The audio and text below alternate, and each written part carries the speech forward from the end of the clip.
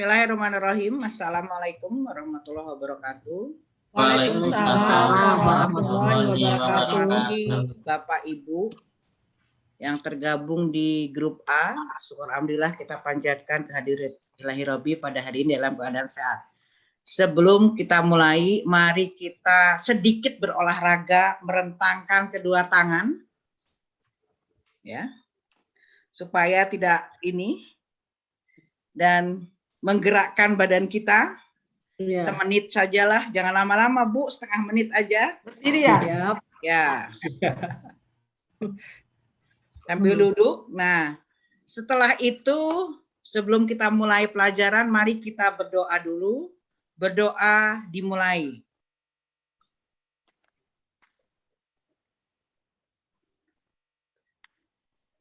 Terima kasih Bapak Ibu. Selanjutnya kami persilahkan Ibu Dr. Eis Purnama untuk menyampaikan materinya hari ini. Setelah itu mungkin dilanjutkan dengan pertanyaan atau diskusi dari Bapak Ibu. Terima kasih. Mangga Bu Eis.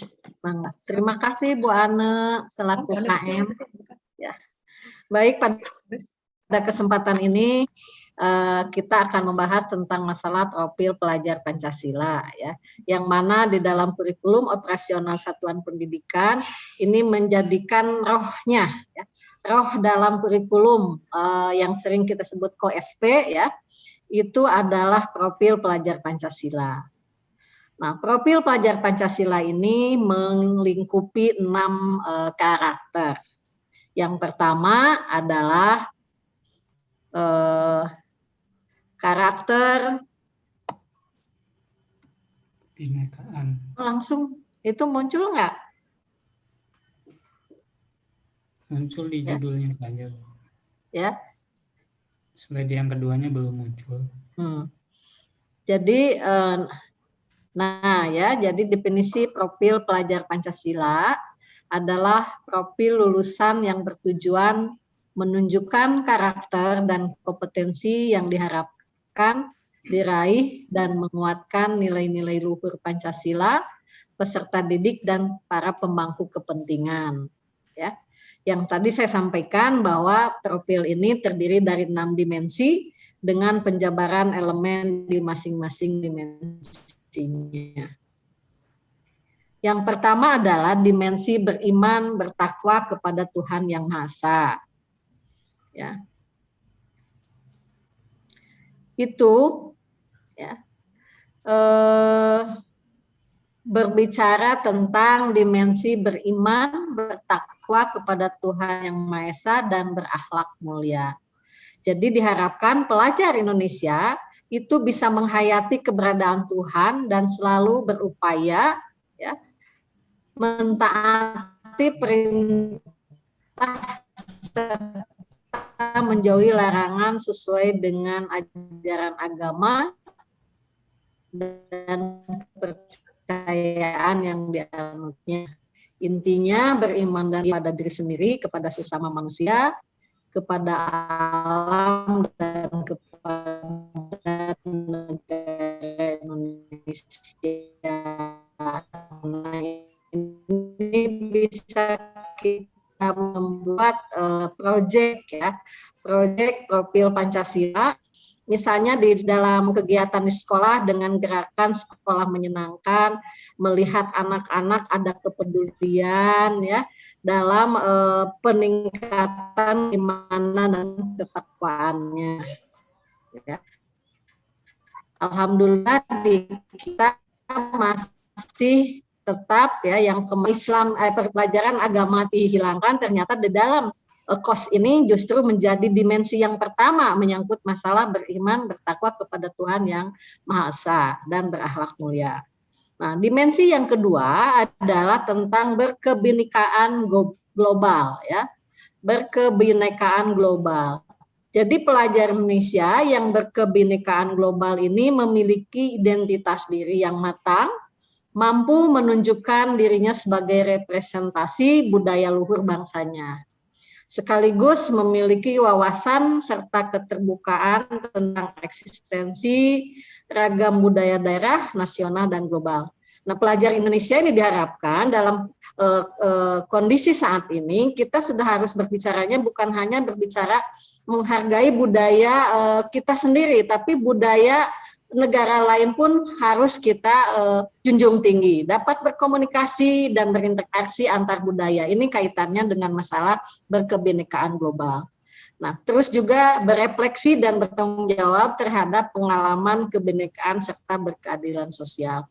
Nah, ini bisa kita lihat ya, kalau yang sekarang proyeknya anak bisa dengan studi kasus, misalnya kaitan dengan bom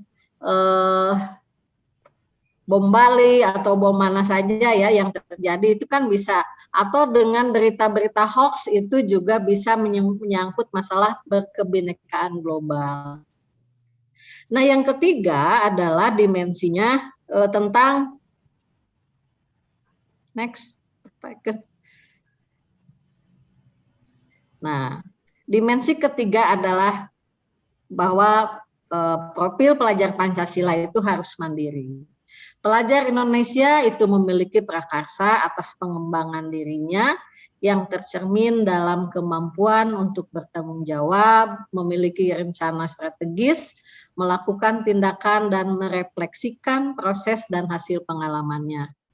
Ini ya, untuk itu pelajar Indonesia perlu memiliki kesadaran akan diri dan situasi yang dihadapi serta memiliki regulasi diri. Ini bicara tentang mandiri.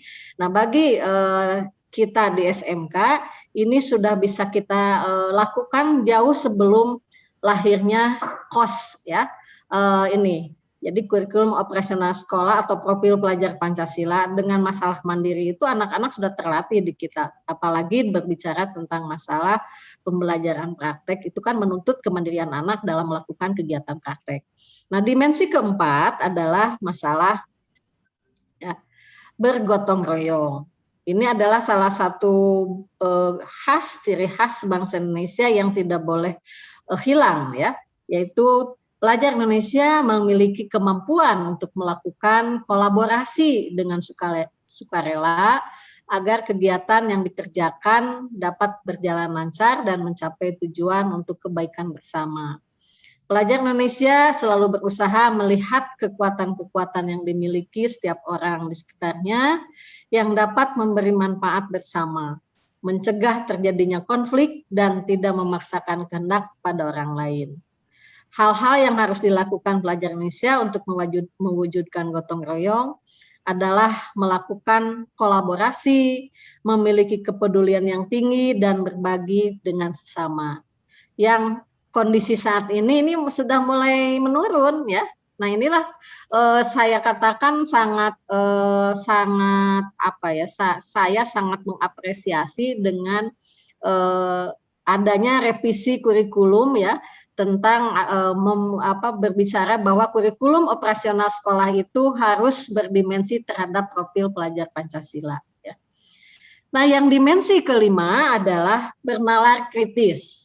Nah, pelajar Indonesia yang bernalar kritis berpikir secara objektif, sistematik, dan saintifik dengan mempertimbangkan berbagai aspek berdasarkan data dan fakta yang mendukung, sehingga dapat membuat keputusan yang tepat dan berkontribusi memecahkan masalah dalam kehidupan, serta terbuka dengan penemuan baru.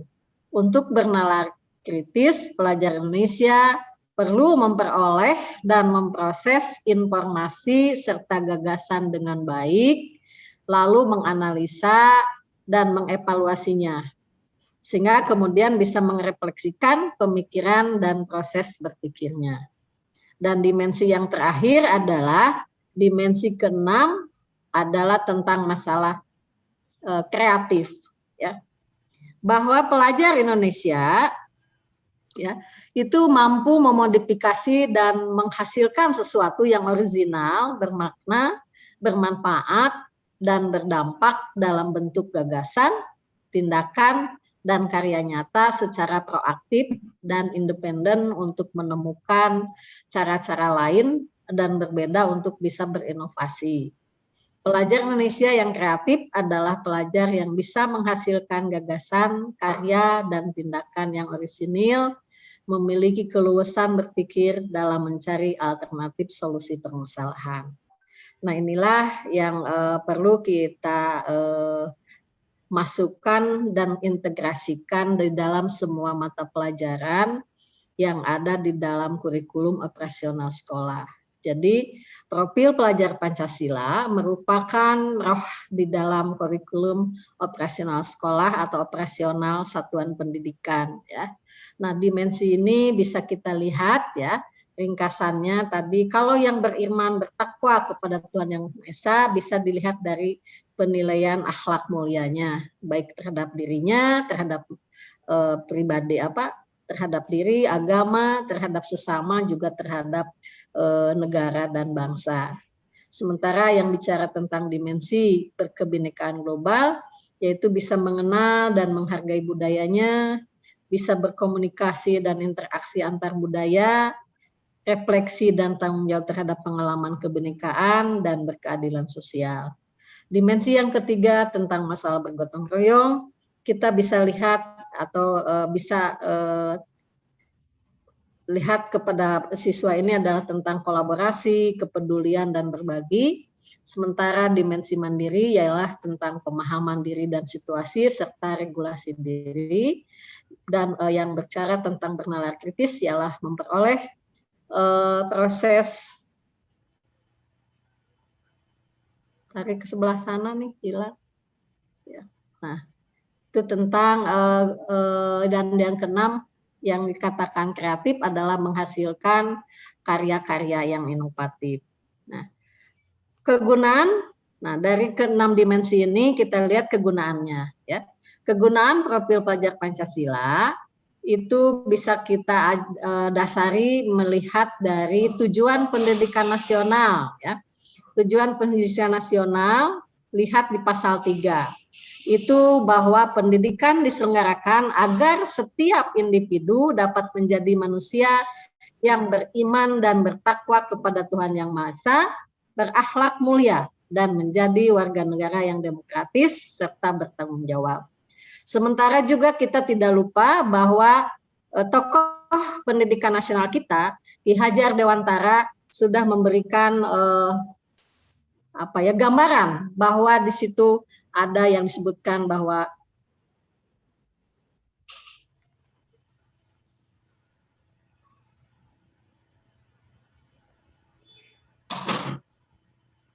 sebentar, turunin.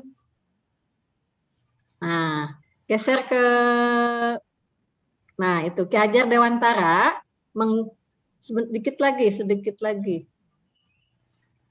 sedikit lagi ke sebelah kiri.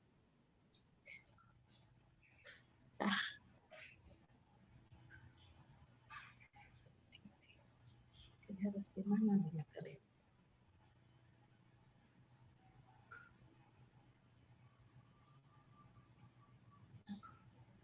Ki Hajar Dewantara telah mengkonstruksi visi pendidikan Indonesia yang penting untuk dijadikan acuan sistem pendidikan nasional.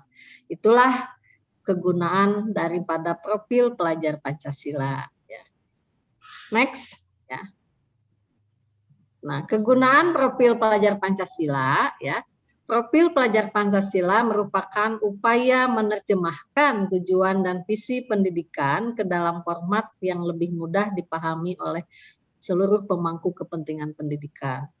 Rumusan profil pelajar Pancasila dibuat dengan tujuan sebagai kompas bagi pendidik dan pelajar Indonesia. Segala pembelajaran, program, dan kegiatan di satuan pendidikan bertujuan akhir ke profil pelajar Pancasila. Nah, bagaimana profil pelajar Pancasila diterapkan dalam pembelajaran dengan paradigma baru di program sekolah penggerak dan SMK Pusat Keunggulan? Ini kita mencoba, next. Ya. Kita mencoba, nah, ya. Ini contohnya, ya. Bahwa bisa dilaksanakan dalam proyek intrakurikuler maupun ekstrakurikuler, ya. Misalnya kalau di dalam intrakurikuler bahwa semua dimensi pelajar Pancasila itu harus terintegrasi dalam muatan pelajaran kegiatan atau pengalaman belajar ya di dalam semua mata pelajaran. Sementara kalau berbentuk proyek ya pembelajaran ini berbasis proyek yang kontekstual dan interaksi dengan lingkungan sekitar. Ini bisa kita lakukan dalam bentuk misalnya nih, sebentar lagi kita ada MPLS. Nah, itu bisa melaksanakan proyek profil pelajar Pancasila di dalam MPLS. Sementara di dalam ekstrakurikuler, kegiatan-kegiatan untuk mengembangkan minat dan bakat itu bisa juga dikembangkan sesuai dengan minat bakat anak-anak ya. Nah, inilah yang bisa kita lakukan dalam penerapan profil pelajar Pancasila di sekolah ya. Jangan lupa budaya sekolah, iklim sekolahnya, kebijakan pola interaksi dan komunikasi, serta norma yang berlaku di sekolah. Ya, jadi ini yang bisa kita lakukan penerapan profil pelajar Pancasila di sekolah dalam bentuk 3 kegiatan, yaitu intrakurikuler, ekstrakurikuler, dan proyek. Ya. Nah, jadi kalau misal di dalam struktur kurikulum itu termasuk ada 8 jam untuk proyek pelajar Pancasila, itu sangat bagus. Silahkan kalau memang di sekolahnya ada guru produk, nah dengan menggunakan spektrum baru dan struktur kurikulum yang sekarang, ada diantaranya guru-guru kejuruan itu nanti kekurangan jam ya. Nah, ini bisa dikolaborasikan dengan tadi proyek pelajar Pancasila ya. Itu nah ini proyek, nah berikutnya proyek penguatan profil Pancasila, tahapan dalam mengelola proyek penguatan profil Pancasila. Ya, jadi bisa kita lihat ya. Kenapa? Yaitu latar belakangnya kita lihat bahwa penting bagi siswa belajar lintas mata pelajaran berbasis proyek. Namun demikian, pembelajaran berbasis proyek saat ini belum menjadi kebiasaan di kebanyakan sekolah di Indonesia, sehingga perlu dukungan kebijakan pusat. Kedua, proyek penguatan profil pelajar Pancasila adalah terjemahan dari pengurangan beban belajar di kelas atau intrakurikuler, agar siswa memiliki lebih banyak kesempatan untuk belajar di setting yang berbeda, less formal, less structure, more interactive, engage in community. Ketiga, beban kerja guru perlu dipertahankan atau tidak dikurangi, sehingga alokasi waktu satu mata pelajaran terbagi 2, intrakurikuler dan co-kurikuler. Proyek penguatan PPP. Atau istilahnya jangan P3 Partai Persatuan Pembangunan ya, tapi P3 di sini adalah profil pelajar Pancasila. Nah, proyek profil pelajar Pancasila adalah unit pembelajaran terintegrasi, bukan tematik. Ya, unit pembelajaran integrasi seperti JUS. Nah, pengetahuan dan keterampilan kompetensi yang dipelajari dari setiap mata pelajaran berpadu dan melebur, tidak dipisahkan lagi mana yang merupakan bagian dari mapel agama, PPKN, bahasa Indonesia, dan sebagainya. WIB atau unit pembelajaran tematik seperti gado-gado. Mata pelajaran dirangkai atau dipadu dengan menggunakan satu tema pengetahuan dan keterampilan dari masing-masing mata pelajaran dapat diuraikan. Next. Nah, apa saja yang perlu disiapkan untuk dapat menerapkan proyek penguatan profil pelajar Pancasila? Bagi pendidik atau guru, yaitu pengelolaan jam pelajaran dan kolaborasi guru. Keduanya pengaturan agar alokasi jam mengajar guru tetap sama. Keduanya adalah pengelolaan waktu dan kegiatan. Tentu di sini menyiapkan sistem dari perencanaan hingga penilaian, sistem pendokumentasian proyek untuk dapat digunakan sebagai portofolio, dan kolaborasi dengan narasumber pengaya proyek. misalnya masyarakat, komunitas, universitas, dan praktisi. Nah, pemerintahan melalui Kemendikbud itu menentukan temanya untuk setiap proyek yang diimplementasikan di satuan pendidikan. Pemerintah daerah dan satuan pendidikan merancang muatan lokal berupa proyek berdasarkan tema yang ditetapkan, lalu mengembangkan menjadi topik yang lebih spesifik dan kontekstual di satuan pendidikan. Tema bisa dapat berubah setiap tahun. Ya. Sudah? Terima kasih, Bois. Alhamdulillah, ya. Itulah yang bisa kita sampaikan tentang profil pelajar Pancasila. Hatur nuhun. Assalamualaikum warahmatullahi wabarakatuh. Ya, terima kasih, Bois. Luar biasa paparannya. Bapak Ibu, barangkali mungkin kita bisa berdiskusi karena kalau kita melihat pada penjelasan yang disampaikan oleh Bois terkait dengan 6 profil pelajar Pancasila, diantaranya adalah ada mandiri, lalu ada gotong royong, lalu ada kebinekaan global dan sebagainya. Mungkin kita bisa berdiskusi Bapak Ibu karena ternyata betul ya Bois ya, kita misalkan karena saya sebagai ketua kelas saya akan mencoba menyampaikan diskusi terkait ada beberapa tema yang akan dijadikan menjadi proyek daripada pelajar Pancasila ini.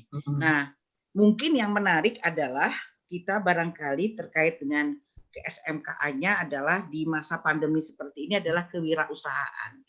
Nah, saya tertarik tadi, mungkin Bu Supriyatin bisa menceritakan apa yang dilakukan oleh sekolah, terutama di SMK 15 terkait di masa pandemi, di mana kan saat ini juga anak-anak bahkan Pak Dirjen menyampaikan bahwa yang nomor 1 adalah berwirausaha.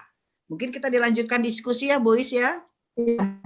Silahkan. Siap. Bu Supriyatin atau mungkin dari Pak Nawawi atau Pak Sunoto silahkan. Ya Bu, saya Bu. Ya. Menceritakan atau yang kami lakukan di SMK Negeri 15 dalam masa pandemi ini adalah sikap kepedulian kami Bu kepada lingkungan, kepada masyarakat juga, dan beberapa instansi juga. Kami membuat hand sanitizer yang seperti ini contohnya. Kita buatkan karena kami punya jurusan farmasi, kita buatkan, kita produksi, kita bagi kepada guru-guru, lalu kita bagi juga kepada puskesmas, kita bagi juga pada kecamatan, pada masyarakat sekitar secara gratis, secara free. Nah, ini kita dalam bentuk itu bagus sekali ya. Ya, pada saat pandemi di awal-awal Bu.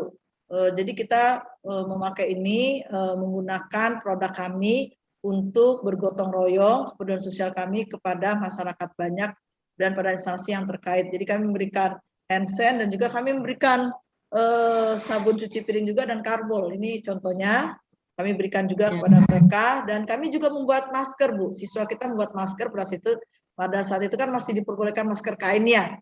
Jadi kita buat dan kita berikan pada saat itu bantuannya kepada puskesmas yang terdekat, kepada kelurahan juga, kepada kecamatan juga. Itu yang kami lakukan dalam rangka menerapkan pelajar Pancasila pada siswa kami. Ya, bagus sekali Bu Supriyatin. Berarti kalau kita lihat ya di SMK itu yang 6 dimensi itu sebetulnya sudah dilakukan ya. Hanya sekarang mungkin kita kemas, misalnya dari capaian pembelajaran, alur tujuan pembelajarannya itu harus dari mulai CP kepada ATP itu sudah harus mengintervensi ya. Jadi di dalam pembelajarannya mengintervensi tentang masalah dimensi-dimensi tadi. Kan itu misalnya membuat sanitizer itu dari mulai kreatif, mandiri, gotong royong ya. Itu dimensi-dimensi itu sudah ada gitu ya. Pastilah di semua sekolah seperti itu. Terima kasih Bu Supriyatin. Mangga bisi aya contoh yang lain yang tadi kata Bu Ane, dimensinya atau SMK sekarang harus dalam kondisi seperti ini didorong anak-anak itu menjadi memiliki entrepreneur atau jiwa entrepreneur yang tinggi. Dia bisa berwirausaha, berarti kemandiriannya ini terus ditempa oleh kita. Barangkali di Pak Nawawi ini silahkan Baik, terima kasih Ibu. Sebetulnya tadi dengan apa yang dipaparkan itu sudah sangat jelas sekali. Namun di sini saya mau bertanya ya Ibu ya. Oh, Karena boleh. tadi udah diimplementasikan dalam kewirausahaan, kalau seandainya ini diterapkan dalam pembelajaran atau dalam profil pelajar Pancasila ini, apakah harus semua dimensinya masuk atau boleh dipilah satu-satu saja gitu misalkan? Kalau menurut hemat saya, silahkan Pak ya. Jadi di dalam kegiatan pembelajaran itu bisa, bukan berarti ke-6 dimensi itu terkolaborasi. Karena kan misalnya gini, dimensi yang pertama tentang masalah beriman dan bertakwa itu otomatis ya, itu secara individu dia udah melaksanakan misalnya ibadah sholat ya, karena di sekolah difasilitasi ada musola atau masjid, bahkan oleh guru-gurunya diingatkan, misalnya ada kegiatan duha, nah itu juga sudah berbicara di situ ya. Jadi di dalam kita melihat elemen yang akan diberikan oleh guru ya, CP-nya, di dalam ATP-nya itu silahkan, oh ini mah lebih cenderung, kalau dulu mah KIKD ya, ini lebih cenderung dimensi tentang masalah kebinekaan global nih yang harus banyak ditanamkan kepada anak. Nah itu bisa begitu Pak Nawawi ya. Jadi tadi dikatakan bahwa 6 dimensi profil pelajar Pancasila ini tidak semena-mena harus sesuai dengan mapelnya misalnya, tapi ini kan berbicara kolaborasi semua mapel. Saya katakan tadi bahwa semua mapel harus mengintegrasikan tentang ke-6 profil pelajar Pancasila ini di dalam kegiatan belajar mengajarnya ya. Jadi kalau dulu selalu menjadi beban guru PAI atau PKN ya kalau bicara karakter, nah kalau sekarang enggak. Bahkan ini menurut hemat saya bahwa profil pelajar Pancasila ini sudah lebih menjadi satu, bukan lagi istilah kalau di dalam P4 mungkin Pak Nawawi pernah dulu ada di waktu SMP kayaknya Maya, usianya kan waktu tahun 90-an Pak Nawawi sudah di mana? Saya masih baru SD. Lahir. Baru lahir. Baru lahir ya. Nah, ada istilahnya itu mendarah daging, membalung sumsum ya. Nah, maksudnya yang 6 dimensi ini ya, profil pelajar Pancasila ini harus sudah membalung sumsum di semua baik siswa ataupun guru, semua warga masyarakat ya. Nah, ini menurut saya Pak Nawawi. Mangga silakan, ada yang lain lagi? Silakan Pak Sunoto, barangkali ini ada hal yang didiskusikan terkait dengan apa yang ingin Bapak sampaikan, karena tentu saja profil pelajar Pancasila ini kan sesuatu yang menarik ya Bu Is ya, untuk dijadikan diskusi buat kita, karena kita ini bukan hanya katakanlah bahwa kita hanya hafal ada 6 gitu ya profilnya, tapi bagaimana implementasinya. Bahkan mungkin dalam kehidupan sehari-hari ya, begitu ya Bu Is ya, mungkin betul. Ya. Dan juga mungkin setiap kompetensi keahlian itu kan ada karakteristiknya gitu, kayak tadi contohnya di Bu Supriyatin itu kan karena farmasi ya, bagaimana anak-anak farmasi industri ya Bu ya, farmasi industri, farmasi klinis. Farmasi klinis. Klinis itu kan bagaimana membuat hand sanitizer, lalu bisa juga dengan membuat masker.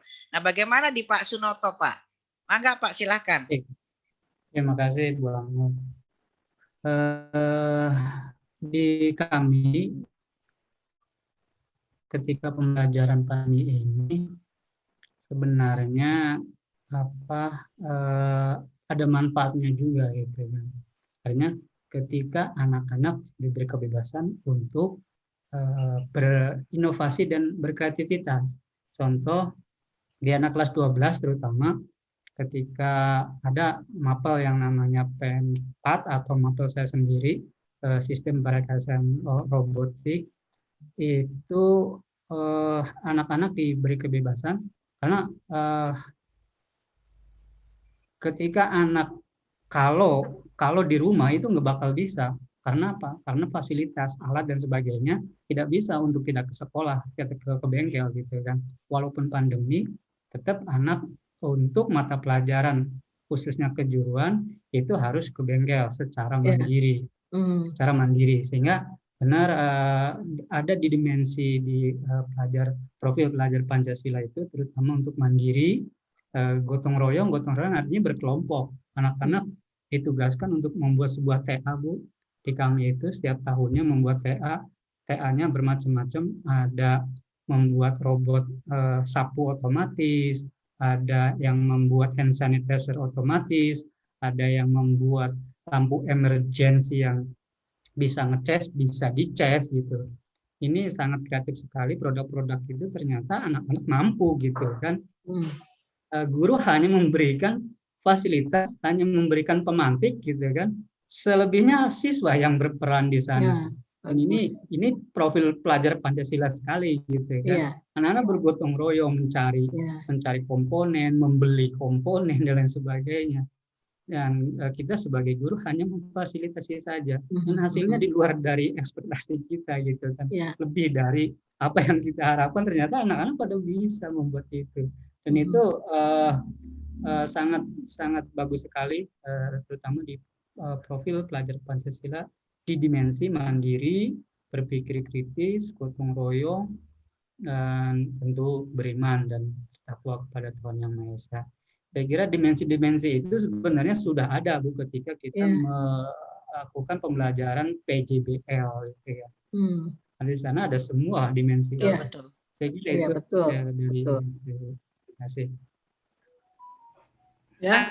Artinya mungkin begini ya Bu Uis, terkait tadi kan kita kewirausahaan, tapi mungkin juga kita bisa ini satu lagi, tapi yang contohnya tadi Pak Sunoto itu bisa berrekayasa dan berteknologi untuk membangun NKRI. Artinya kan Bapak tadi membuat alat-alat yang sebetulnya dari Teva gitu ya, Teva Bapak dengan pembelajarannya berbasis produk itu bisa digunakan di masyarakat sekitar gitu ya Bu Uis ya mungkin ya. Iya. Betul, itu temanya sangat tepat. Berarti setiap guru bisa membuat tema-tema yang berkaitan dengan proyek profil pelajar Pancasila. Ya, luar biasa nih ruang kita ini, kelompok kita is the best. Semangat UKM, terima kasih buat semuanya. Mudah-mudahan di kita ini sudah mulai makin terbuka ya. Sekali lagi, P3 bukan Partai Persatuan Pembangunan, tapi profil pelajar Pancasila. Ya, SMK bisa, SMK hebat. Ayo Ibu Bapak, kita inikan slogan SMK bisa, SMK hebat. Ya, SMK bisa, SMK bisa, SMK hebat. Ya, terima kasih Bapak Ibu. Wassalamualaikum warahmatullahi wabarakatuh. Waalaikumsalam warahmatullahi wabarakatuh.